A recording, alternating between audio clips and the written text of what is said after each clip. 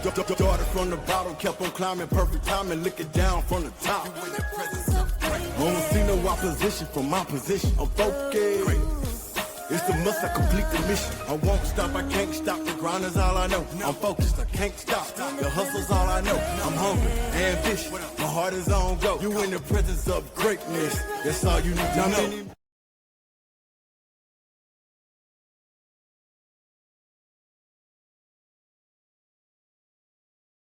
What's up, everybody? Welcome to Las Vegas. How's everybody doing?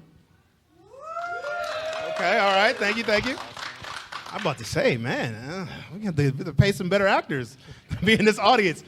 Listen, welcome to a very special edition of the Identity Jedi Show. We are kicking off the leadership series for this season. And when we started planning this, there was only one way that I thought we could kick this off, was having my friends, but also leaders, have this very important conversation. So we're not really going to talk about identity tonight. What we're going to talk about is leadership and all the pains that come with it, all the successes that come with it. And this isn't just us talking to you. We're going to start out that way. Got some nice panelist guests. Will introduce themselves in a second. But we actually just want to have a conversation with all of you about it, right? So I laid some ground rules out before. Listen, as we put up that interaction, we'll run a mic. Feel free to answer the question. Don't worry, we won't put you on camera. But we want to make sure that it's an open conversation. So enjoy the drinks. Waitresses will be coming through. Make sure you get some hors d'oeuvres. Let's have a good time and have some fun. Is that okay with you guys? All right, let's do it. So this motley crew of a panel that we have put together. Yeah. Had I thought about this more, I probably wouldn't have. No, I'm just kidding. I definitely would have selected this crew. The one thing that I've learned in my career, really in my life, about leadership, one of the biggest things is just the relationships that you end up creating and how those turn into friendships and how that continues to help you in other areas of your life. So who I'm getting ready to introduce you to aren't just colleagues of mine. They're not just peers. They're actually friends, right? Except for one guy, and you'll figure out who that is like real quickly. I had to make him earn that title, but, you know, I keep him on a short leash. But the reason why I wanted to have them on the panel is because the one thing that I enjoy most about our relationship is that I learn from each and every one of them. And we talk all the time about these things, right? And I think one of the things when you get into leadership, sometimes we kind of take on this mantle and we feel like, oh, I've made it, so I'm going to do all of this on my own. And one of the gentlemen on this panel gave me this quote that I know he stole from somebody else because we always steal quotes, that like life is a team sport. Nothing about this is ever just you by yourself. And I knew that this was the perfect group to get together to have this conversation. So without further ado, I'm going to let each one of them introduce themselves, starting with this gentleman here to my left. And we're going to do a special prize. If you can guess how old he is, you will win absolutely nothing. I'm just Yeah. Thank you all for joining us. Great to be here again with friends first, colleagues second, just some truly great humans that I have the pleasure of knowing. My name is Aubrey Turner. Been in the cyber and identity space for about 20 years. I think this is decade number 2, maybe number 3. Stop trying to lie about Yeah, I know. I feel like, I've known David for quite a while now. I've seen this Identity Jedi persona flourish and blossom. And I think tonight I'm going to adopt the Mr. Identity moniker. Just for us. But great to be here. We can chop it up about sort of the career highlights and lowlights after, but it's just great to be here and be part of this conversation about leadership. And I wouldn't be here without some of these guys. So yeah. My turn. Your turn, sir. Oh God. Mr. Identity? Yeah, why not? That's what we're going with. Then I'm going to go with the Identity Han Solo. I don't have any of the powers that these gentlemen have, but I drive the cool vehicle all the time. Jeremy Roars, so I run platform sales for Savient. Before that, I ran sales and channel at Sex Data before we sold to SailPoint, and ran identity advisory at Optiv for a long time. Trying to think something nice to say about David real quick. I'll save it for later. I'm sure I'll come up with something. All right. Well, Deep breath. There's so many people here that have seen me speak before. Had to put up with me. You've heard my introduction so many times. I'm going to change it up a little bit. In my career, last count, when I stopped counting, I have had the good fortune to manage over 3,000 people in my working career. I spent 25 years in the corporate side of the equation. A lot of people only know me from the solution side. So they see this guy that is out speaking, on keynote platforms and in the media and all these things. And the truth of the fact is that was all accidental. And I'm actually really fortunate when we say life is a team sport. These gentlemen have all been a part of my team. Nicole's been a part of my team. People that are in this audience have been a part of my team for a long time. And what I get to do now, where people don't realize that I've managed 3,000 some odd plus people in the corporate enterprise world, is all because of the people here and all the other people that have poured into me to give me the opportunity to do these things. I am living life in reverse. I'm at a small startup in the AI security and governance space. I'm at the bleeding edge of what's going on with AI usage around the world, and I'm not qualified for it at all. I just have the opportunity to work with people that put their trust in me, and that's given me the opportunity to do cool things with cool people, just like the three of you that are up here. So I appreciate you. Is that like a Benjamin Button thing? Definitely Benjamin Button. Okay. Living life in reverse, man. Okay, got it. All right, so I'm gonna kick this off this way.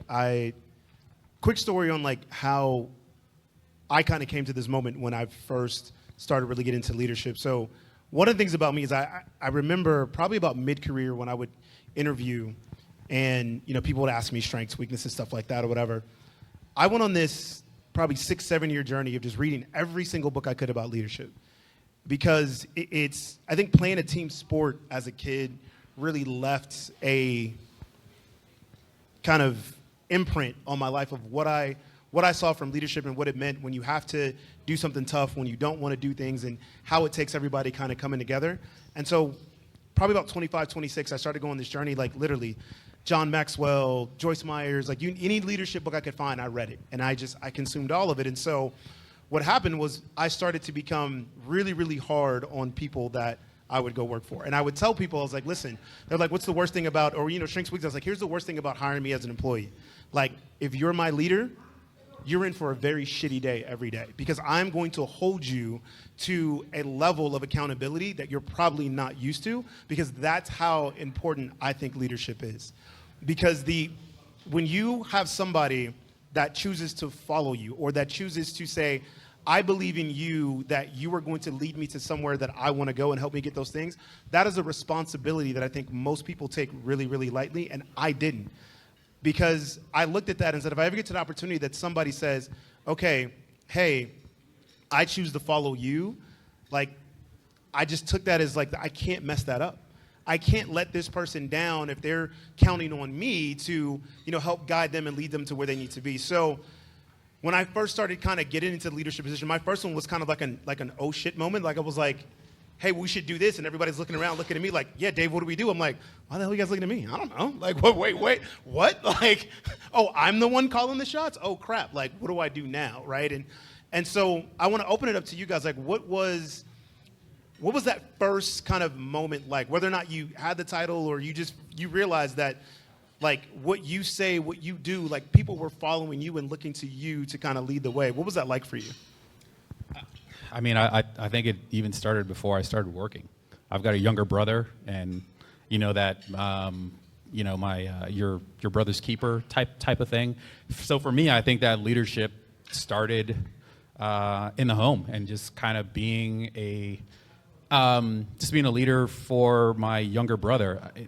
Of course, it met with some limited success. I found out at some point that, he was a few years younger than me, so he started college, of course, a few years younger. I found out at some point that his nickname was 40 for 40 ounces, and he ended up on academic probation.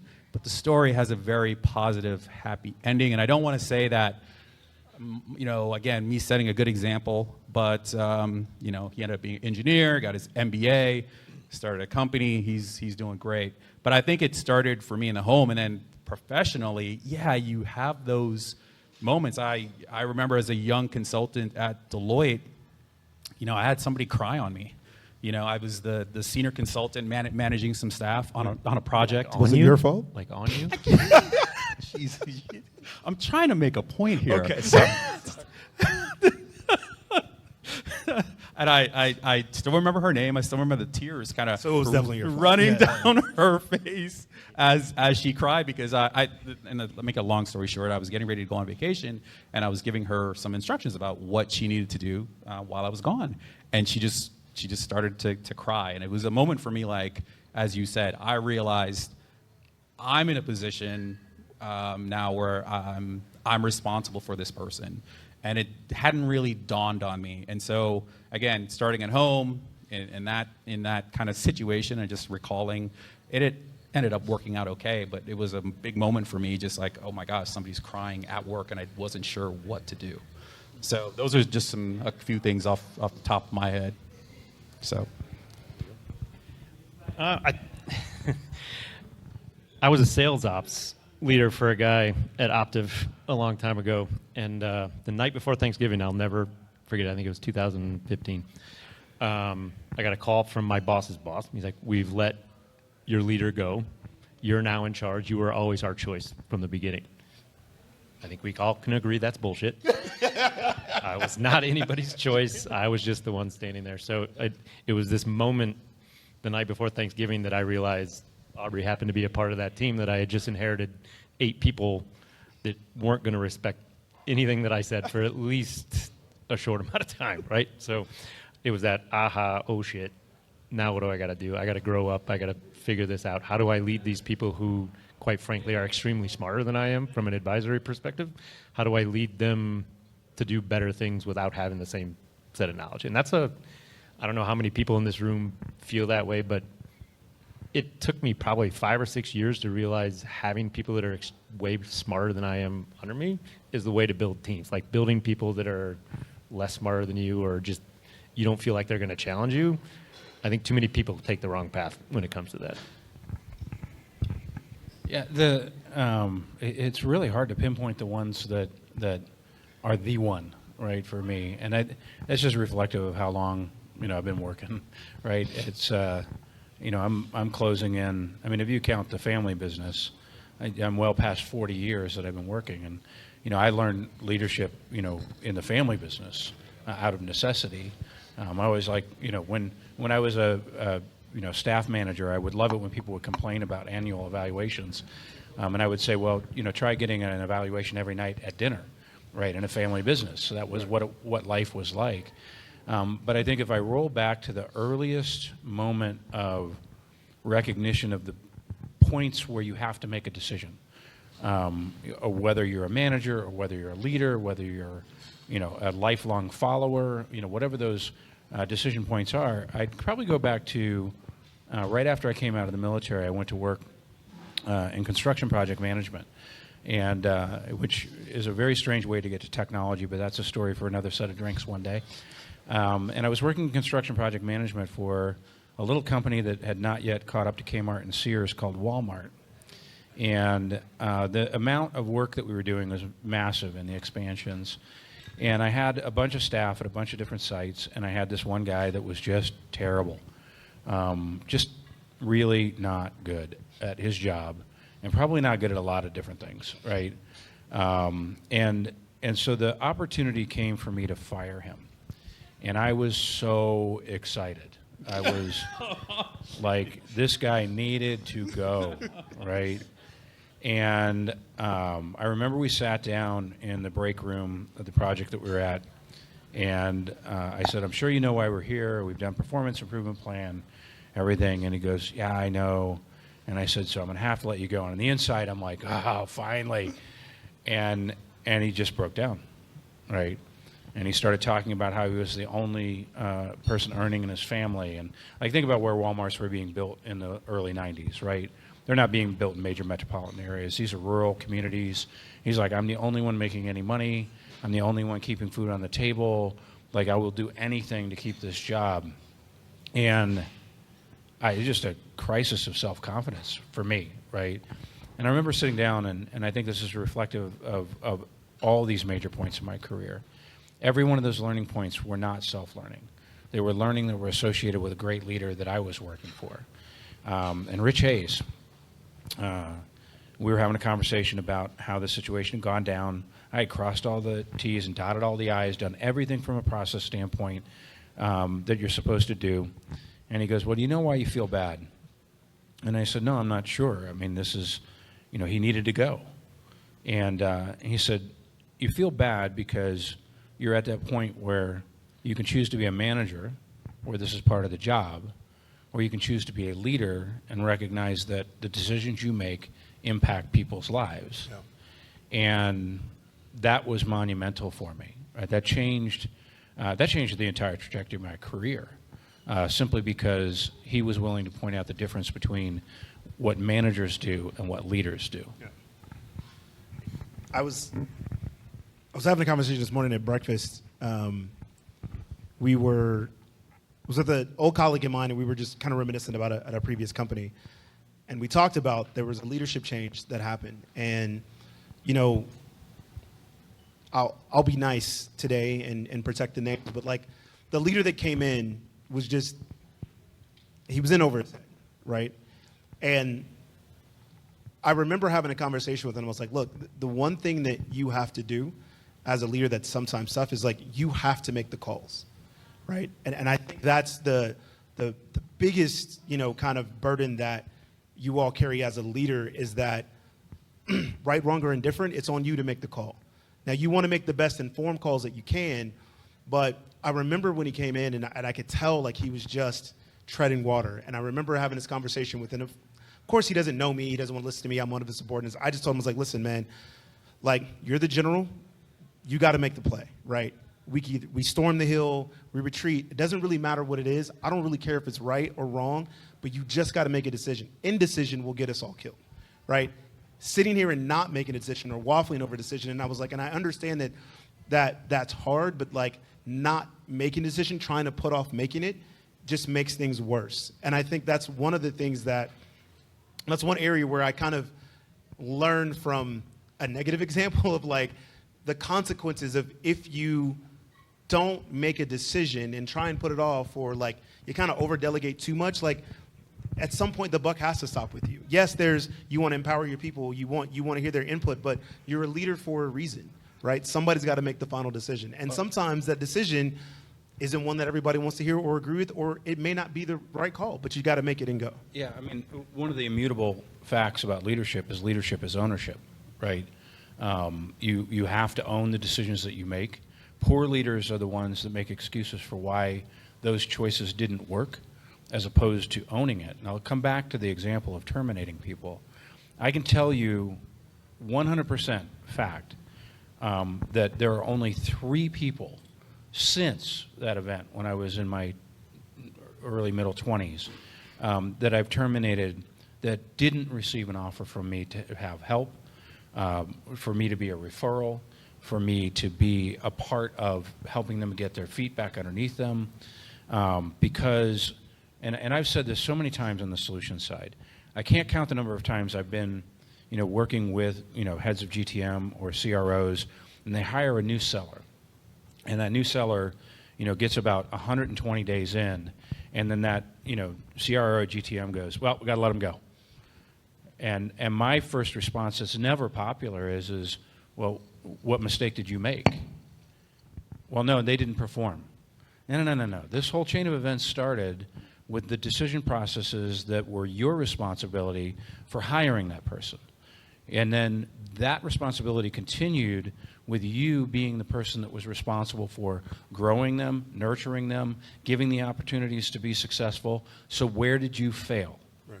Right? And I will say many times, especially on the sales side, the answer too easily is you didn't hit your number, right?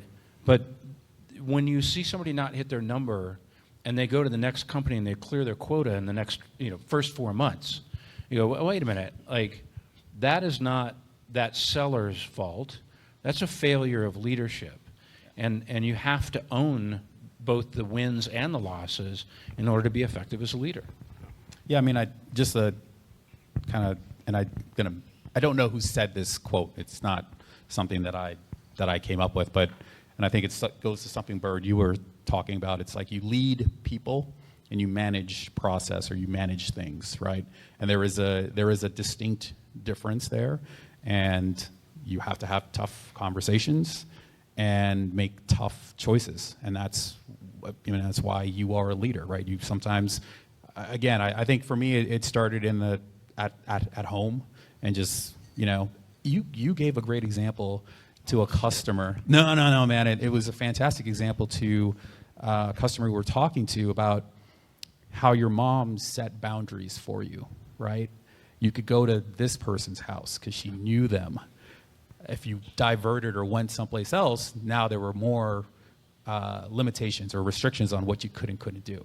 And it was such a eloquent, just a great example. And we were talking about identity and cybersecurity, but the way David put it, just your mom being a leader, right? And saying, okay, David, you can go here, and that's cool. You can do this, you can't do that, you can't sleep over here. Those kind of things, again, for me, it just started at home, and leading by example. You had a great home life. Jesus, okay. Not all of us were that lucky. Oh, jeez. Oh, I'm sorry. I just like want to, big up Carmen and Reginald Turner. And for those of you trying to win the contest, Aubrey's older than Richard. No, I'm not. I am not older than Richard. Anyway, thanks, Mom and Dad. Sorry. Shout out to the Turners. Yeah. All right, so we're gonna see how this goes, because he doesn't like to talk about himself on this aspect, but and this is one of the rare times. So it is actually on film and it will be recorded that I will actually give him a compliment in a public environment. But Jeremy is one of the greatest leaders I've seen in this area of building relationships with people, right? And it is one of the superpowers that he has that I think a lot of people don't put a lot of stock into or don't realize how hard that is. And for him, it is very natural, right? Like, because not only do people like follow him, like people will run through brick walls for him, which I still have not figured out why, because it's Jeremy Royce. But This is the second company you came with me to. well, you, I don't know why. I don't get it. Like, Again, this is your third company. that's my point. I don't understand it. I'm going to check myself in some place. but I do want to have you just kind of little talk about what your takes on like the powers of relationships. Because one thing that I could say that you are is a very, very powerful relationship builder. And I think most of that comes from your authenticity, right? And that is one thing that you cannot fake as an individual, as a being, like, especially in this age that we live in, like, everybody's got a bullshit detector, right? And, I remember we were sitting down in New York, and we went through the little training thing and did like the 18,000 personality test or whatever. And I remember looking at your results, and I was like, that absolutely tracks. It just nailed you to a T, because like your ability to connect with people. So talk about that and how you've like developed that as your career as a leader. Can I just add one thing here? Can. If I just kind of may put some of our business out in the street. This question was for me. I know it is. Slow down. So I actually think you were kind of skeptical of Jeremy. 100,000%. Like very Add skeptical. one more to that. Yeah. I remember the first time I met him, I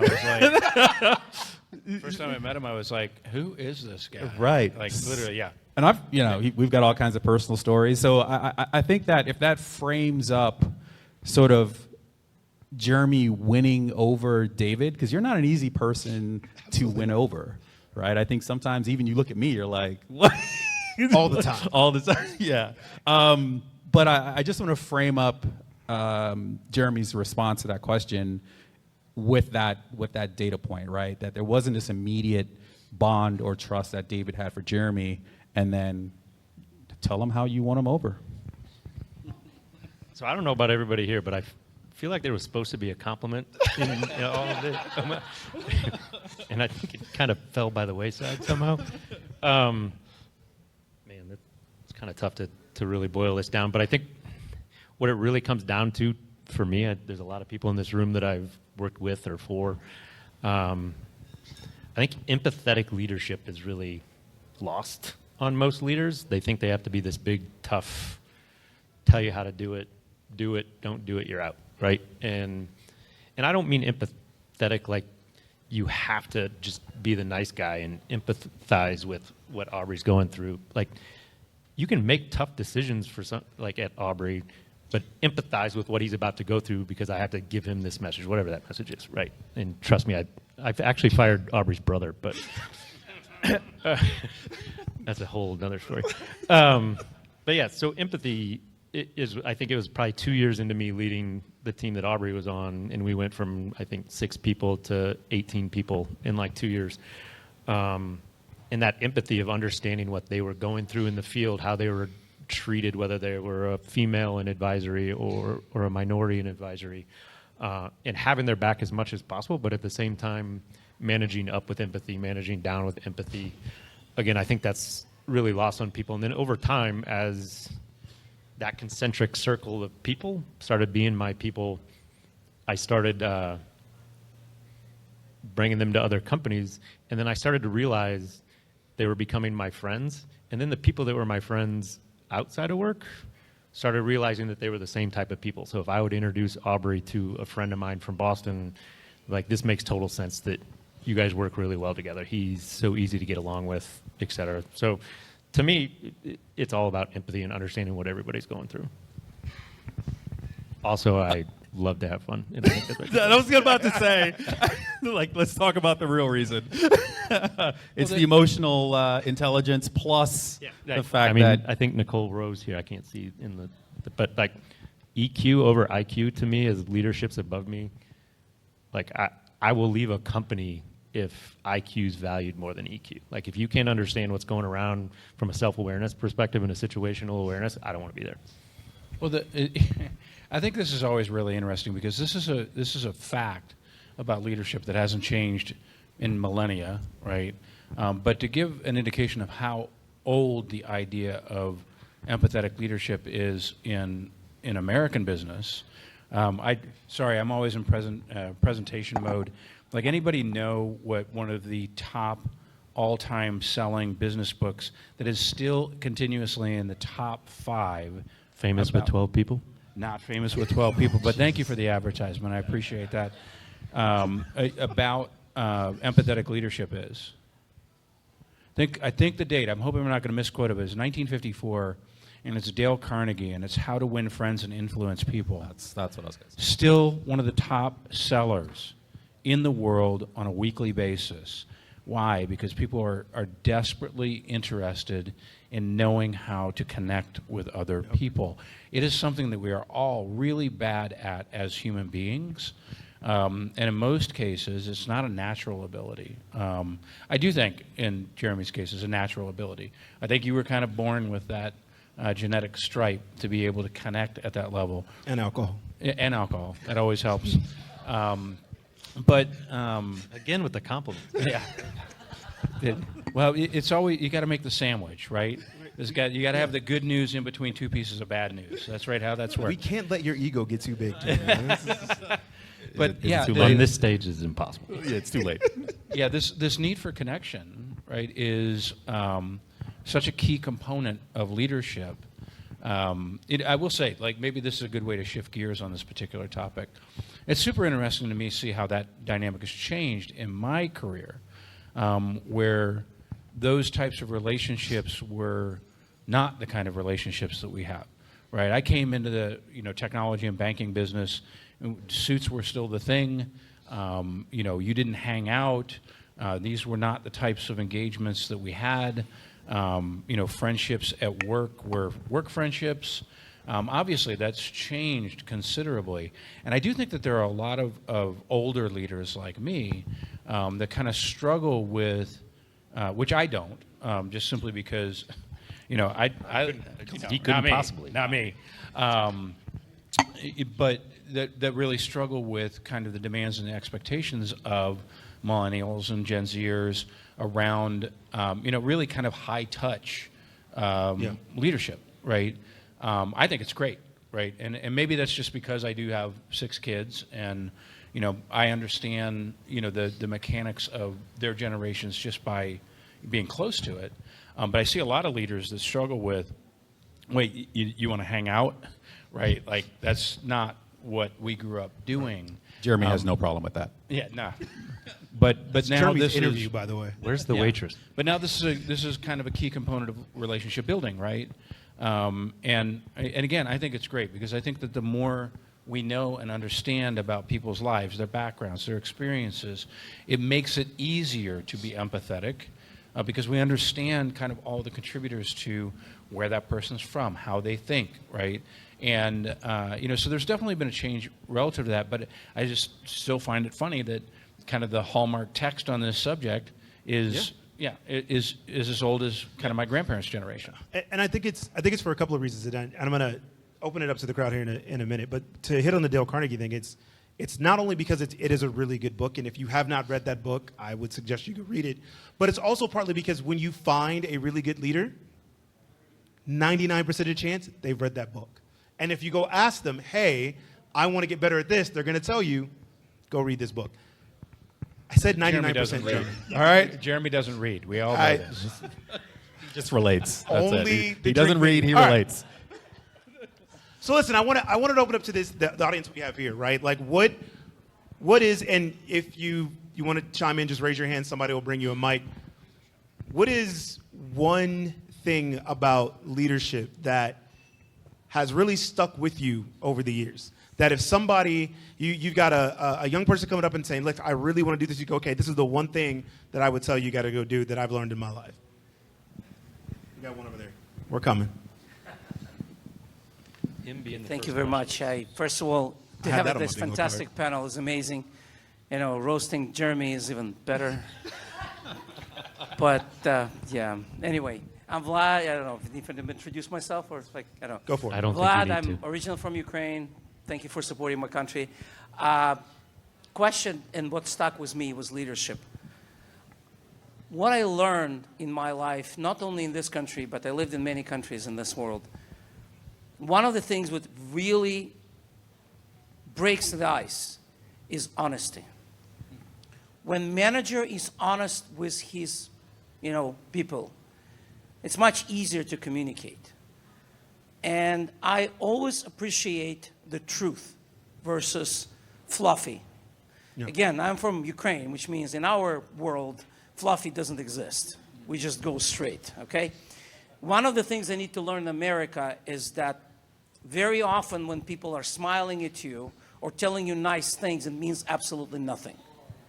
So I prefer, and I stick with me, and again, one of the things I appreciate with all of you, I know you for years, and is when you speak, I feel that you're honest. You don't hide anything. It's because we're all really good liars. Yeah, I'm just kidding, Vlad. I know you for too long anyway, but I know, my point I is, we can feel the failing thing, and in the world of fakes, of deep fakes, very deep fakes, I believe one thing you cannot fake is honesty. Thank you very much. Appreciate it. Yeah. Well, Vlad, I'll follow up with you on that.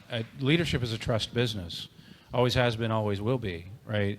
And people that perceive or conceive of themselves as leaders who have that problem with honesty rarely are successful at being leaders, simply because human beings are really good.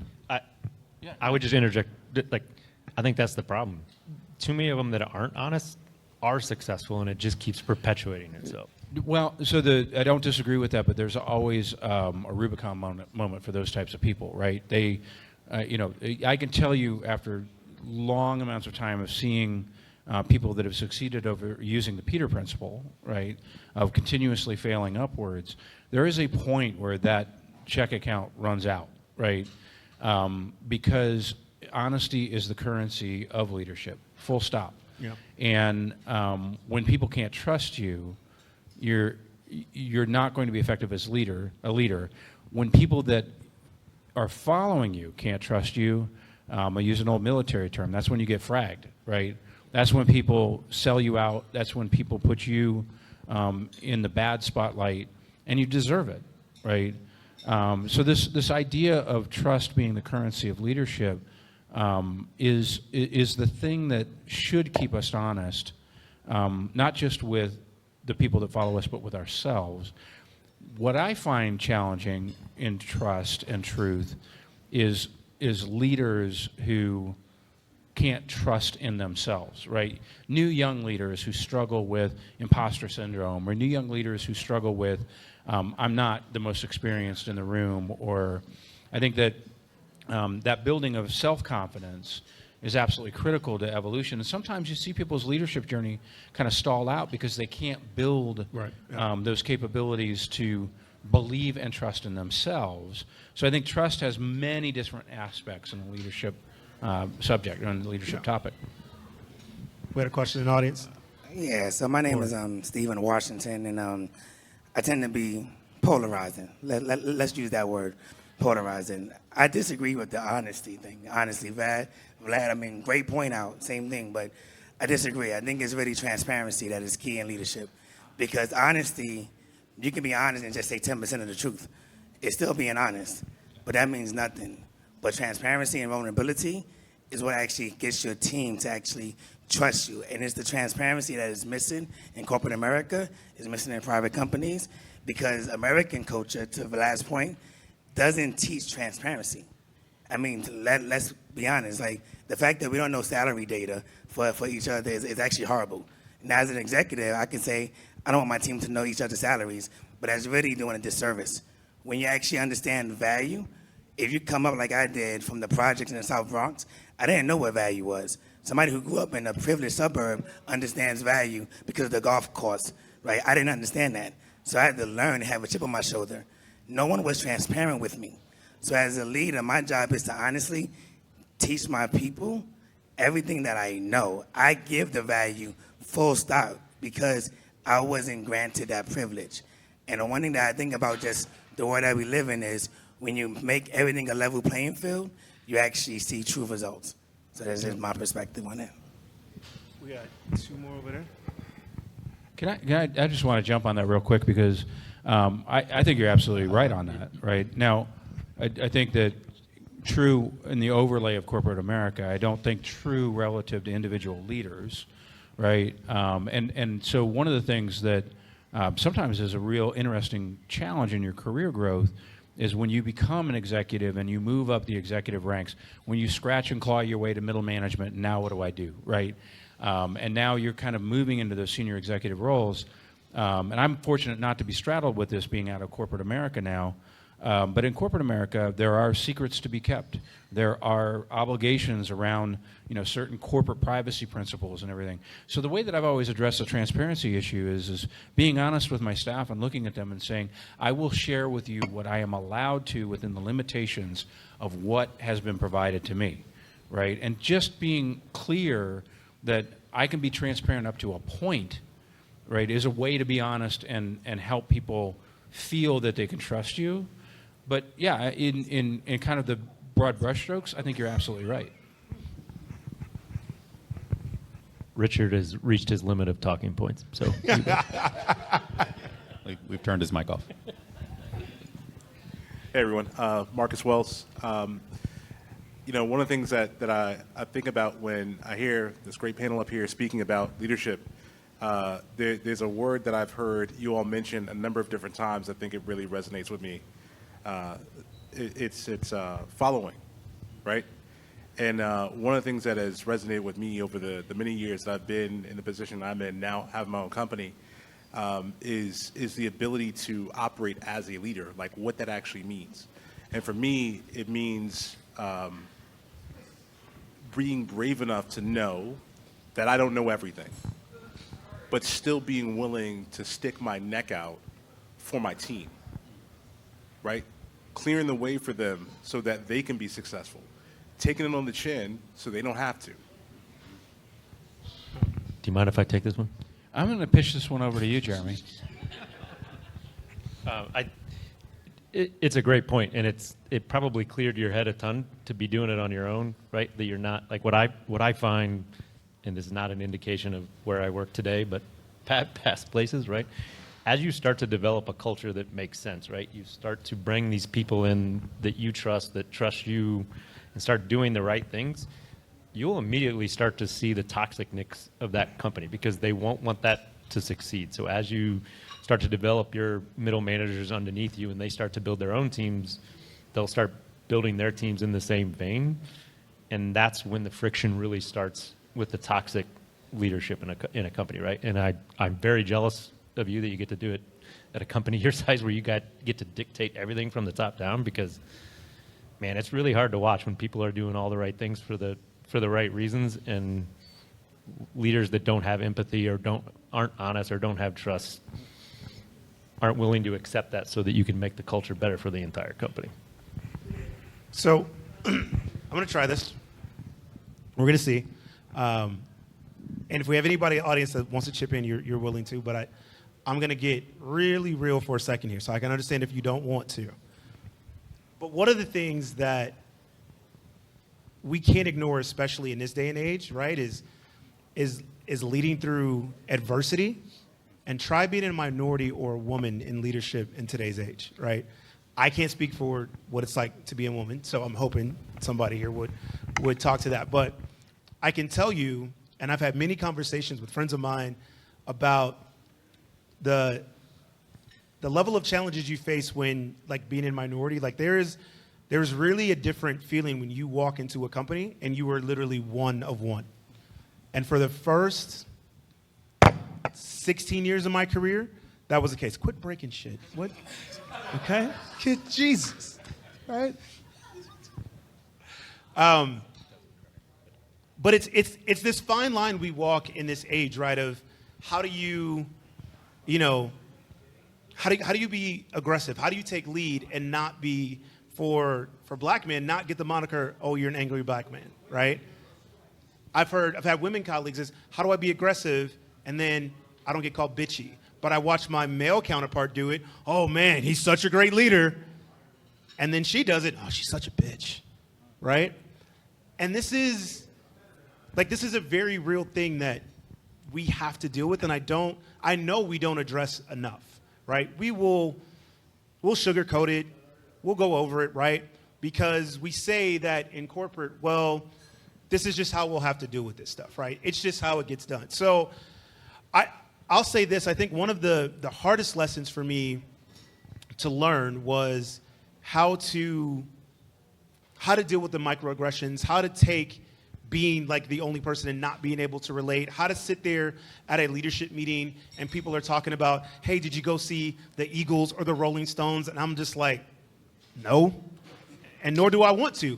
And I'm not knocking at that's your preference, but it's just you realize that you're in this area where although they may not be outwardly saying you're not welcome, everything else feels like I'm not welcomed here because I don't like country music or I don't like rock music or I don't want to go shooting with you in the middle of the wilderness on a yacht somewhere in the middle of Maine because I might not come back. I've seen First 48. That is very specific. Isn't it? That is very specific. That feels so like everybody knows it wasn't. I did not invite him to do that. And can we all agree that David's a little angry? Can we just agree with that? See? He's a little angry. See? And this is the microaggressions. The microaggressions. All right, I know my talking points are worn out, but you know this is a sore subject and a passionate subject. You and I have talked about it so many times. And I just went through, I'm learning how to expose the aspects of my personal life that I've kept shielded, not hidden, but shielded for nearly 40 years. I have had the great and good fortune to live in two cultures in America for the last nearly 40 years. My late wife of 26 years was black. And as I was sharing a little bit earlier, we started dating when it wasn't cool, right? And 2 children together. I have 4 daughters. I have 6 children, 2 stepdaughters. I have 2 queer children, and I have 3 neurodivergent children, right? Those realities have always informed my professional life. I remember kind of the shock somebody had one time when they found out that I won the first Nelson Mandela Award at JP Morgan Chase for diversity and female promotions and hires. And this is something that I wish I could tell you is getting better in corporate America. I feel like I have a really well-informed observation post on this. We are still repeating the same errors in this space. And I will quote my dear friend Helen Patton, the author of Careers in Cybersecurity. Helen and I did a podcast once, and she said, what I'm really concerned about is that old white guys are becoming the enemy. And she said, I owe my career to old white guys who cared and were great leaders and were interested in my perspectives and were interested in my career growth.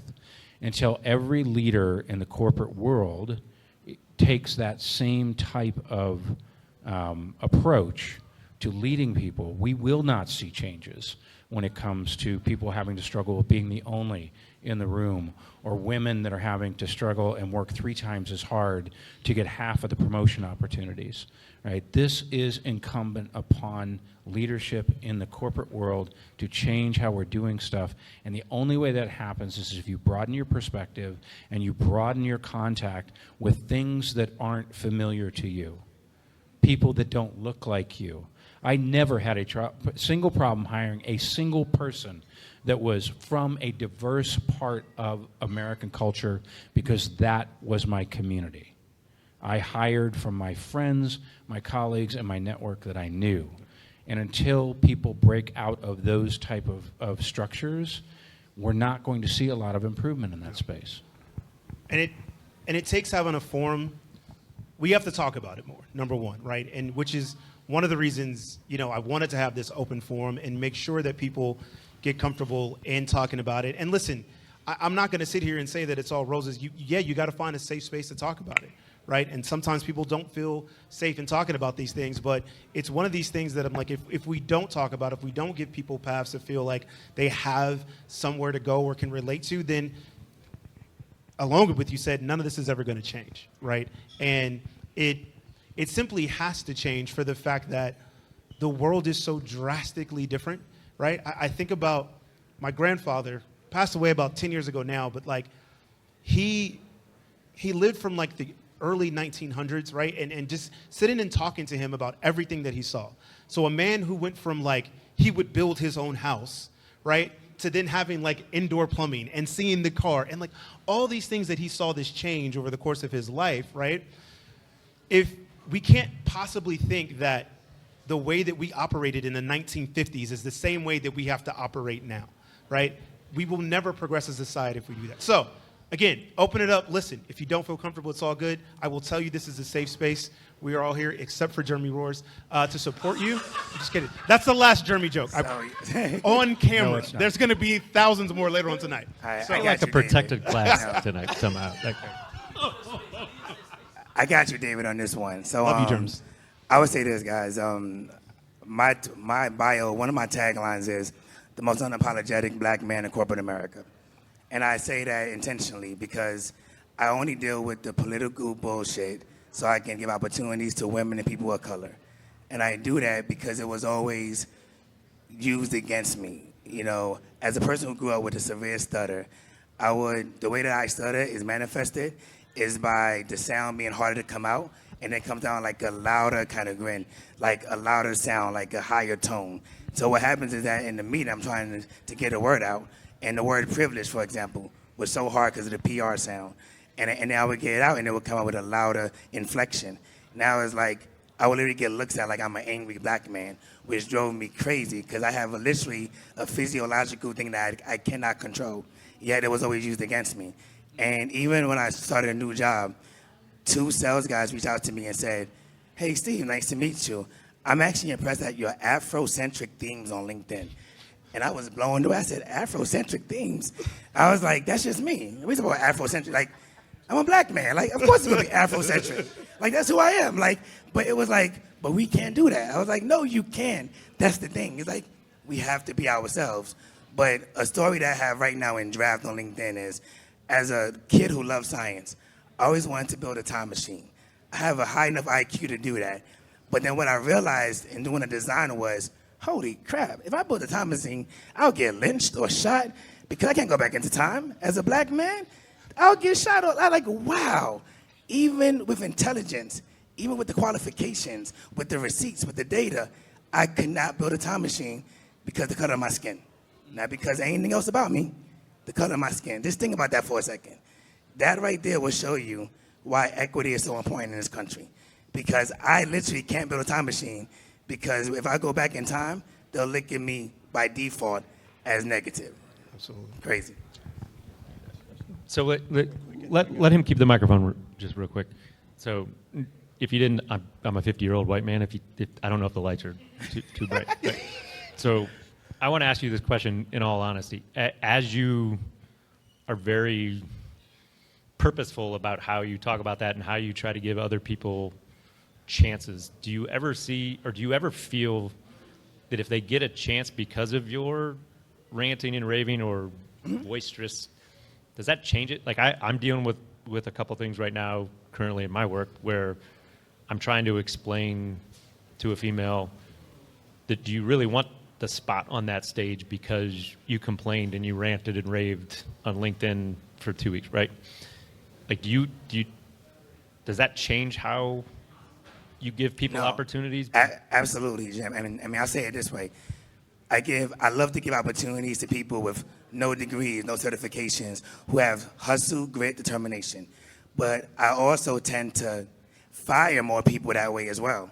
Because if I give an opportunity to someone that don't have the normal qualifications, the bar is instantly raised higher. And that's the hedge that you make. And you tell them coming in, the bar is now higher because you didn't come from one of these top schools. You didn't do this. So if you actually want this, you're going to show up and show out. And when that happens, that's great. But I also tend to let go of people more that I give opportunities to who don't actually show up. I'll just say I just want to add something just Real quick. I'll be fast. So I agree and acknowledge that you couldn't build a time machine, right? Because you wouldn't want to go back in time. Well, sorry, you could build it, but why would you? What I do want to say, though, is that there are probably people in this room who also probably wouldn't want to go back in time. Bird's kids probably wouldn't want to go back in time. Vlad, I kind of know what your background, but the word Slavic comes from the word slaves, or is the word slaves. Well, we have to be very careful. Don't. It is a different conversation, Next topic. but my point is, there are many of us who probably wouldn't want to jump in that time machine because of any number of reasons.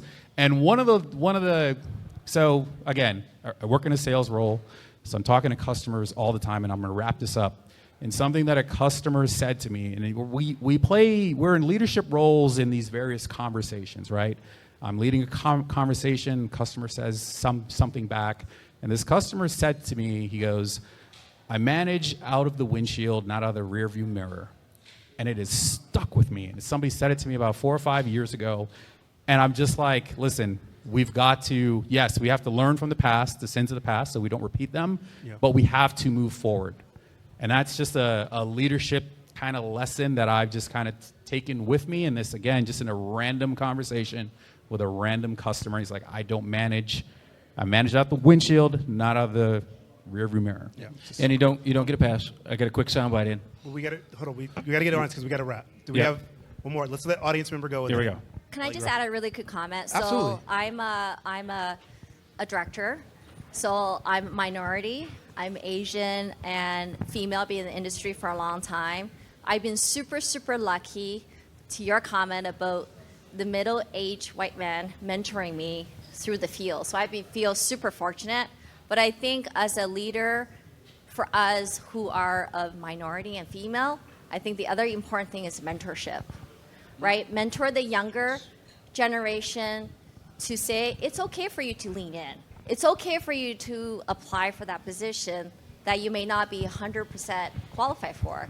Just try, right?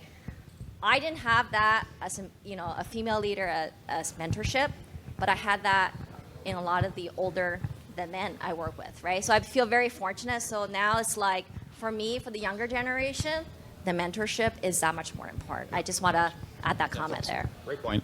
Thank you. I got it. All right, guys. I got to cut you off because we got to wrap. So here's what I want to say. We got one more? Can we squeeze in one more? It's like 30 seconds. 30 seconds. All right, so I'll make this real brief. And I need like 10 this is seconds. going to be a really hot take.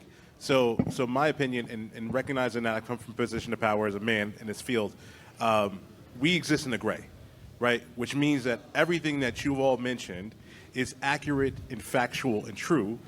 And for every one of those things, there is also an equal and opposite opportunity for us to take advantage of those perceptions to our own benefit. And I'm going to leave it at that. Yeah. So Great point. I'm going to give you your last 10 seconds. But here's what I want to say to the crowd. First of all, thank you for being here. Thank you for engaging. This conversation does not stop here, right? So I encourage all of you, have the conversation today with each other. Meet somebody else, talk to. That's the whole reason why we wanted to put this together, because we wanted to get a bunch of leaders in a room and just talk, right? You are amongst friends. You are in a safe space here. But continue to have the conversation beyond that, because this is the only way that we make change. And so, Aubrey, because you wanted 10 seconds, you get to end out the entire show. Here you go. Whoa. Ready? How No pressure. old is he? Who's going to raise their hand? Come on, somebody raise their hand and tell me how old they think he is. Any can do it. guesses? Ooh, no, I'm not. I'm not. He's close, but I'm not. Let me look at my calendar. I'm close. Let me look at my I'm close. calendar. Stop I think it. I have All right, this all right. No. So listen, I was reminded recently at an event that what we do, right, and I'm just going to tie it back to, I know this is a conversation about leadership, but I want to tie it back to cybersecurity and identity just for a hot second. What we do matters. And we all need to remember that. Conversations at home, with our kids, with our parents, with our customers, our clients, our partners, whoever we're doing business with, what we do matters every single day. And as leaders, we bear a responsibility to lead and help others who are not as capable. So I just wanted to just say that. happy?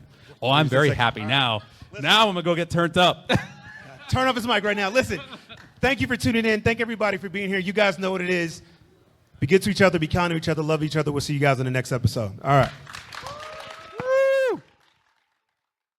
I won't stop, I can't stop, the grind is all I know. I'm focused, I can't stop, the hustle's all I know. I'm hungry, ambitious, my heart is on go. You in the presence of greatness, that's all you need to know.